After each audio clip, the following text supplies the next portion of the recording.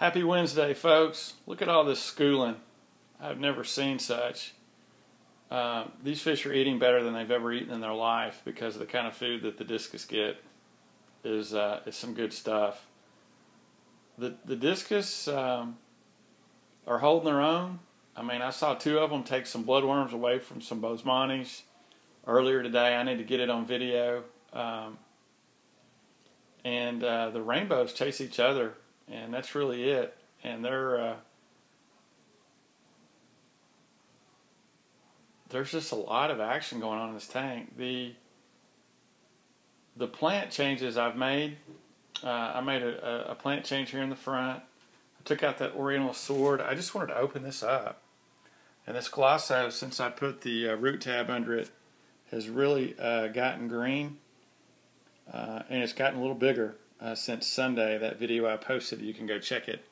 It's called the root tab, I think, experiment with the glosso. But I didn't even realize I had this algae back there. It looks like green jello. But that's just a pretty piece of wood, and you get to really see that curve. And it just kind of opens it up, and they're still kind of coming out. I mean, they're not shy at all, and they got places to hide in here, and I think they're just going to get more and more to their own. But it's just neat watching everybody schooling. Since these big angels came out of this tank, and they're at the local pet store, they're breeding angels, so I'm sure they'll go to a good home, and somebody wants to raise angels, those are a great choice. But they're going to be miserable in this community tank, and they're just going to keep pounding people to protect those swords over there, because that's where they wanted to nest. But I'm just going to kind of let you guys watch and just see the discus are minding their own. They're not really nervous. People are getting out of their way. They were fighting. Two of the discus took a cube of bloodworm and carried it off, and nobody messed with them. The bozo and the turquoise rainbows are all just kind of like standoffish and just kind of give them space. The turquoise rainbows actually kind of, I think, have a crush on them, honestly. They just kind of swim up to them and check them out and try to show off. You see this primary male right there.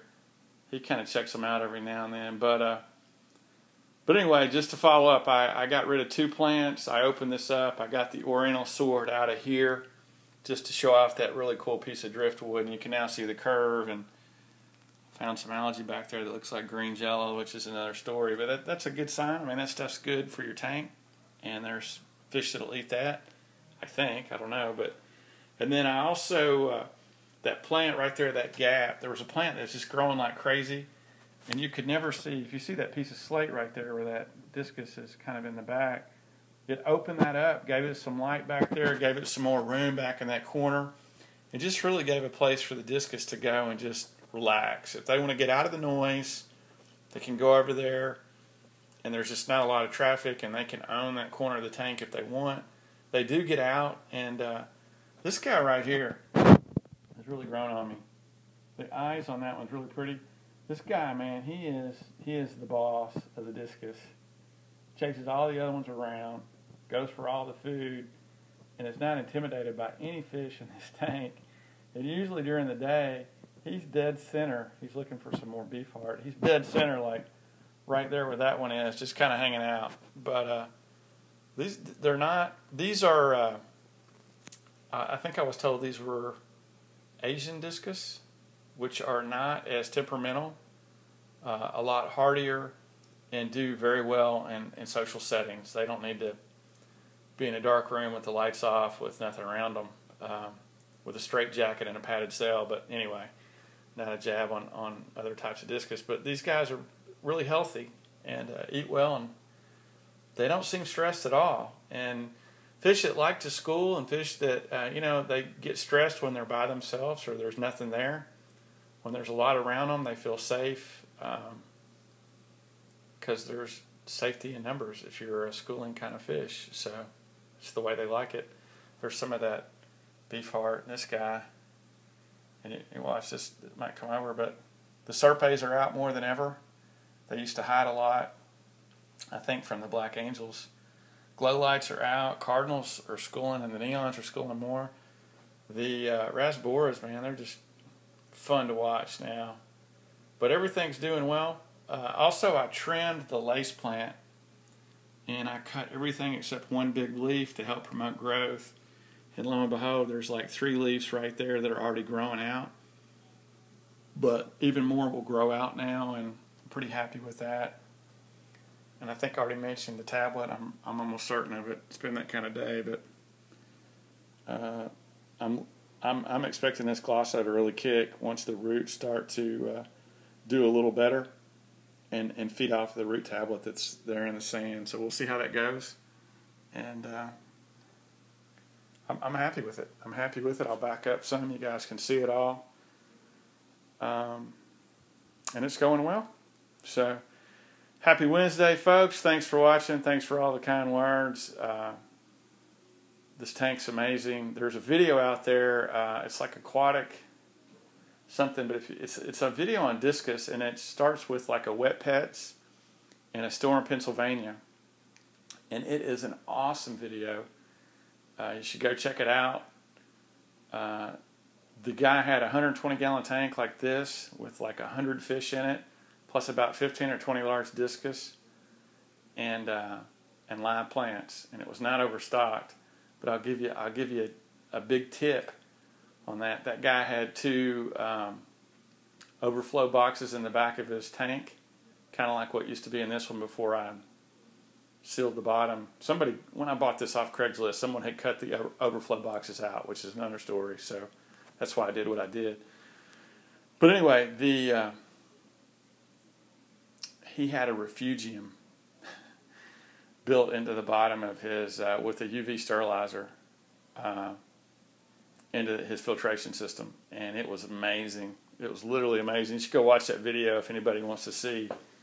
And I will say one comment. You know, a lot of people talk about, they see tanks and go, "Oh, it's overstocked." It's, you know, I see so many people that are quick to say a tank is overstocked before they know the filtration on it. And I'll tell you a quick story. When I was over in France, there was a Jacques Cousteau museum, and there was a saltwater tank, and it had more fish in it with more noise than what you're seeing right now, and they were saltwater. And they were some hardy species fish, but you never overstock saltwater. And I asked the guy, I said, "How are you doing that?" And he pointed out the window, and I said, "What do you mean?" And he goes, "That's where the water's coming from." So they were pumping it in from the Mediterranean, pulling in fresh seawater, and then running it through the tanks and running it out. So, and that's definitely going to keep your nitrates and your ammonia levels like to 0. So, but I'm not doing that here. It's just an FX5 canister that will do 400 gallons. But the fish are happy. I'm telling you, this is a fun tank to watch right now. There's a lot going on, a lot of movement. Nobody's really beating each other up. And I still think they got a lot of room to swim, and there's places to hide, good leaf cover, and those glass catfish hang out under that driftwood right under here. These guys do pretty good. But, I mean, I don't know. I like it. I'm curious what you guys think. Let me know. I'm going to do a little bit of maintenance. I got to siphon up some stuff from pulling those plants out just because it pulls organic dirt out. I just want to make sure I get some stuff clean. But I'm just going to do a small water change and clean that up. But that's really it. I'm rambling now, but I appreciate everybody watching. I appreciate all the kind words. And anyway, I feel like a kid again. It's I'm watching these discus, and they're just, I mean, it's like as close to having a saltwater tank as I think I'll ever get. That between that and the Bosmanis, I'm just like, wow.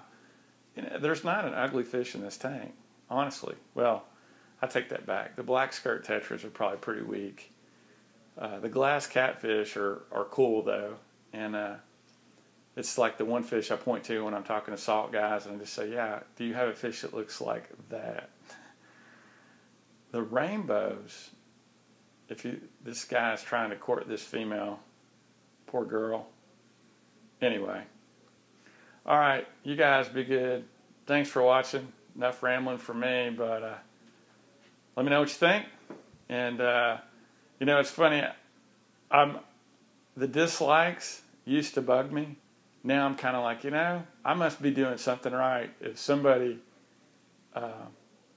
watches a video this long and then gives it the thumbs down. So I don't know. It's almost like it's just a challenge now. Throw down.